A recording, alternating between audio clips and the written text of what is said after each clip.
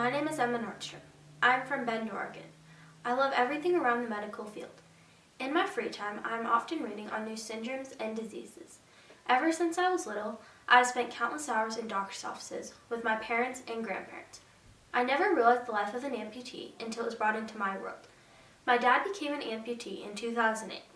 As time went on, I realized how much the loss of volume in his limb could affect the way his socket fit and his ability to walk. What I discovered over time was that there was no way to line the socket. The only way to have a better fitting socket was to remake an entire new socket. The cost to remake a socket is approximately $25,000. This is a cost that most insurance companies aren't willing to cover. I figured that there had to be a cost-efficient way to get amputees through volume fluctuation.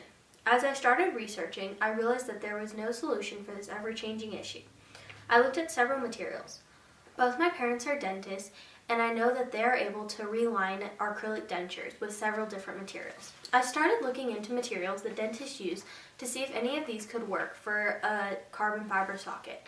After playing around with many materials, one seemed to work. I started thinking that I could use the silicone material over top of an adhesive to line the socket. The amputee would put their limb in the socket for 5 minutes, and the silicone would form around the stump. I was able to 3D print a mini socket and line it with silicone. I used my finger to test my results.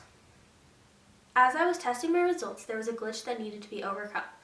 The silicone was so thick, I realized that time was of the essence in filling the socket. I also realized that I had to squeeze the gun harder in order to get all the silicone out in time. My prototype worked out very well, and I'm hoping to take it to the next step. I would like to take it to a prosthetist and implement it into an amputee's life. My dad is one out of 2.1 million amputees, and I'm hoping to find a cost-efficient way to reline amputee sockets to deal with the loss of volume in their limbs.